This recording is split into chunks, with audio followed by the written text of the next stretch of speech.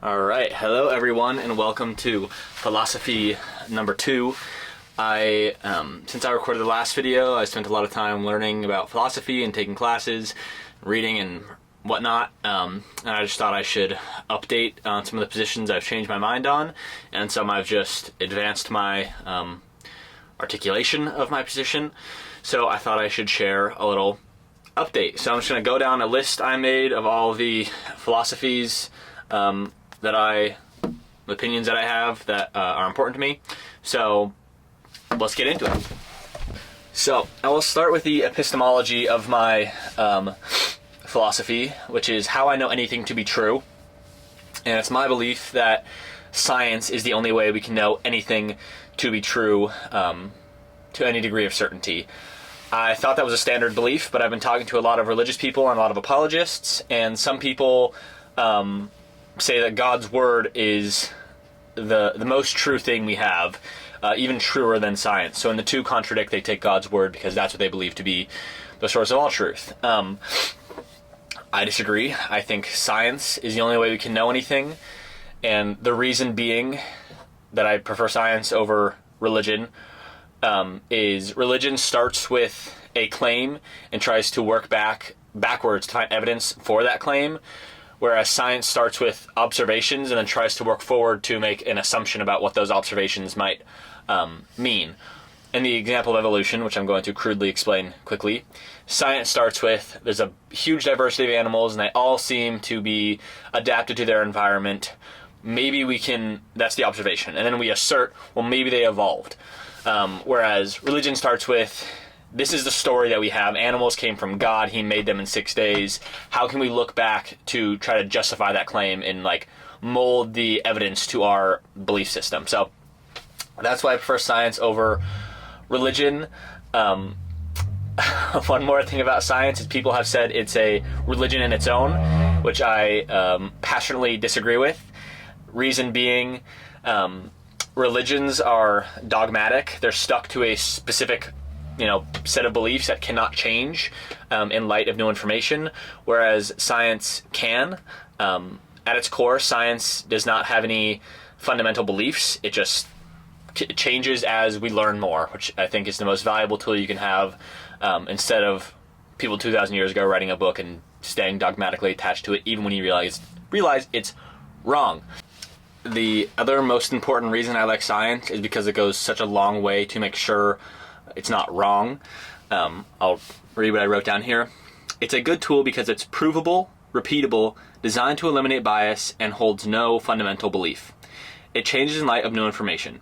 It's not anti-religion, it's pro-truth, which is why science used to be majority religious, and despite their bias, changed their views in accordance with new information, even though it went against their beliefs. So, that's why I like science.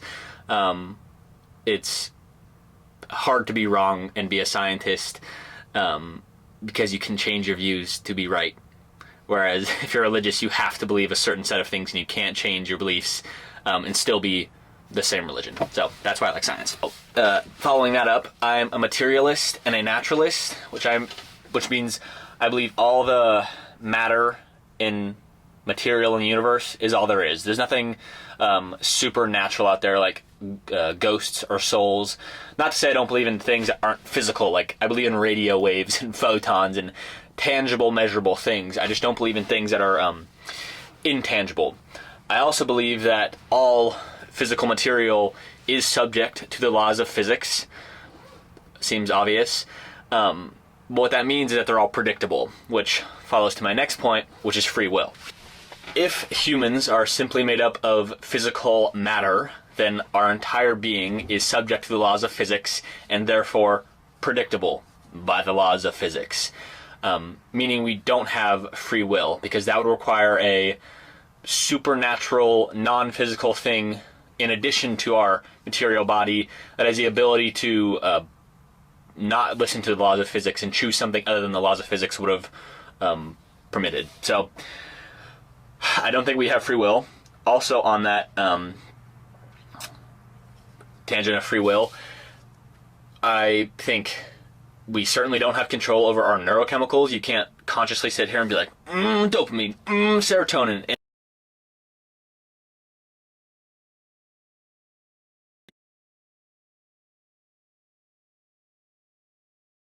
in this specific part of our brain, which is important because neurochemicals almost entirely dictate our actions, and if we don't have control over them, we almost certainly don't have control over our actions. And my favorite rebuttal to the free will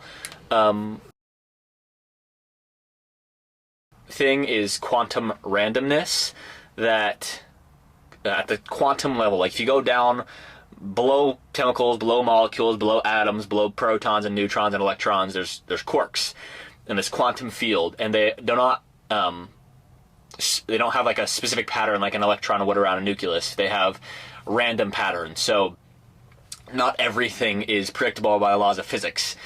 And if that's your rebuttal to, maybe it's true that not everything's predictable by the laws of physics, but if that's your rebuttal to free will, then we certainly don't control the different ways that quantum quarks are moving. So we don't have free will if it's down to quantum randomness, because then it's yet again random. Next, I believe firmly in, I don't even want to call it the theory, but Darwinian evolution. Not to say that Darwin didn't get anything wrong, he certainly did. But the fact that, there's DNA and there's random mutations, which causes different, variants in species, and natural selection selects for the most optimal variants, and i.e. we have a bunch of diversity and animals that are adapted to their environment. I think any other explanation is appalling, honestly, and there's no evidence to support any of them. So Darwinian evolution, which brings me to my next point, which is religion. I'm going to have to read off my phone for this one because I had quite a lot to say. I'm a religionist. Even if we were to say, hell with the truth, let's just go with whatever makes society the best, religion would fail, as it has been responsible for atrocities committed by people who are acting not on misinformation, but completely in accordance with what their holy text called for. Think jihad, stoning of non-virgins, crucifixion for blasphemy, etc. Further, it seems we are on a clear trajectory away from the God of the gaps. Definition of God of the gaps: a placeholder for science cannot explain it, so it must be God. The more science has progressed, the less we attribute to the supernatural, and I think that's a trend that will continue until we have nothing we need to rely on God to explain. I also reject any religion claiming an all-powerful, all-loving God who allows suffering, or worse, designs it as part of the human experience, and I doubly reject any religion claiming an omni-everything God, all-powerful, all-loving, all-present, etc., who subjects anything to eternal maximal suffering, aka hell. Plus, we don't have free will, and a determinate God who chooses your fate to be hell before you are born cannot be all-loving. Or loving at all, honestly. Lastly, on that subject, I don't think morals are objective, but defined by culture. So, I'm a moral relativist. I do not believe morals are objective. So if you have not guessed by this point, I would consider myself an atheist. And my favorite response I've gotten to telling people I'm an atheist, and when I mean tell people, I talk to my Christian friends, is, well, you can't prove God doesn't exist. Now, if you're going to use a lack of positive evidence against something as proof that it exists, then that logic follows for unicorns. For example, if you're saying, well, you can't prove God doesn't exist, therefore he does, that evidence follows for, well, you can't prove unicorns don't exist, therefore they do. In that sense, the evidence for God is just as strong as the evidence for leprechauns or fairies or unicorns or a flat earth, etc. An opinion change I have had, though, I don't know why I say I have had, it's gotten more towards my opinions, is deism. My last philosophy video, I considered myself a deist, which is the idea there's a God who set the universe into motion but never interacted with it, because I could not answer the question of why is there something rather than nothing. And I accepted the somewhat religious point of, well, there has to be an uncreated God to have created the universe, because everything needs to come from somewhere. And what I realize is positing God as the starter for something rather than nothing doesn't answer the question. It just pushes it back farther to how is God something rather than nothing, and where does he come from? So it doesn't answer the question. It just pushes it back a step further and says, okay, well, the universe is something rather than nothing, so it must be God. Well, it's like, well, why is God something rather than nothing? So I would just consider myself an atheist who doesn't have all the answers, because if I did have all the answers, I would be God. And a quick rebuttal to the popular syllogisms of apologists. The Kalam pushes back the question instead of answering it or admitting ignorance. The teleological argument could be explained by a multiverse. Order can come about from chaos with enough chaos. Plus, if he's a watchmaker, I think he's blind, because I think the design that the intelligent designer chose was pretty flawed if you look at nature. Pascal's wager can be decimated, demolished, decimated is what I was looking for, because there's multiple exclusive religions can claim it, and anecdotal evidence. There's always a more plausible naturalist explanation. In this regard, I'm also in the Hume camp of, if there's a miracle, a claimed miracle, I would take any explanation before I take a miracle. So that's how I feel about anecdotal evidence and all the apologist syllogisms. So all of those beliefs are kind of like, okay, you believe these things, but what do you do with these philosophies? What's the pragmatic result of these philosophies? So here is a couple real-world examples and my thoughts on how you should spend a life. So first is what I believe the right to life comes from. I believe a life is valuable to the extent that it can experience happiness and avoid suffering. So the life of a plant, which is a living thing, is not as valuable as a human life, because a plant cannot experience pain and suffering or happiness in the same way a human can, as far as we know. So a practical example would be abortion. I believe life begins at conception for two reasons. It is alive in the same way we can, at conception, the zygote is alive in the same way we define anything else as alive. And it is a human in the sense that it is made up of human DNA rather than tree DNA or pig DNA. It's human and it's alive, so it's a human life. But its right to life comes from its ability to feel pain and suffering. So I'm kind of tricky on at what point are you allowed to murder. I do believe it's murder because it's the intentful ending of a human life. So I do believe it's murder, but at what point is murder not morally permissible anymore? I don't know. It's a deeper question. I believe it's usually bad to the extent that it is preventing someone from having a future like ours. The cases that I do think that the cases that I do think abortion is morally permissible is rape, the violinist argument. Look it up if you want to know my position on that. And if you're killing the baby to save it from a life that is guaranteed to be full of suffering.